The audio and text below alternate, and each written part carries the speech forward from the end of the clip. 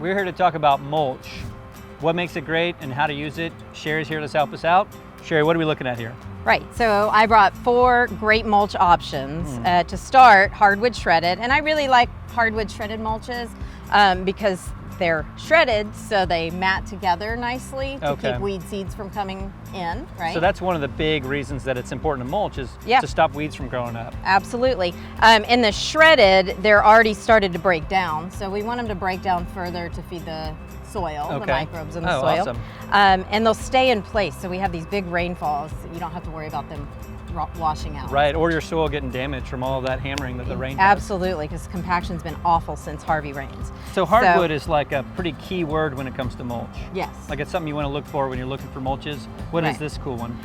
So this one is Nature's Way Coarse Mulch. So it's a little chunkier, it takes a little bit longer for it to break down, but it has a lot of the humic and fulvic acid in it, so it gives it that nice dark aged color. So if you like a darker mulch, this is a good option. Or this Landscaper's Pride Black Velvet, not to be confused with a dyed mulch. Right. This one is aged to have that really pretty, rich, dark color. I mean, that is so dark. Dark, and it's velvety smooth. It's really nice. And if it's really packed with that humic and fulvic acid, that's a very good, healthy mulch for soils as well. Right, it'll feed your microbe population. So, and then another option, once your soil's built and you're kind of just in a maintenance mode and you don't want to mulch as much, you could switch to something like the pine needle mulch. So pine needles are great at keeping weeds out like no other thing. And I use that in my vegetable garden. I love it. Oh yeah, it's wonderful in the vegetable garden. Yeah. I know a lot of folks that use pine needles just to have that red color.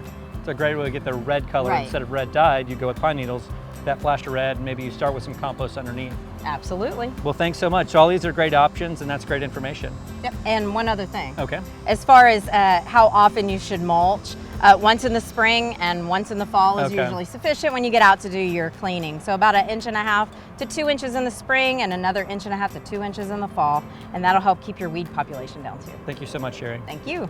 For other great information, go to homeshowgardenpros.com.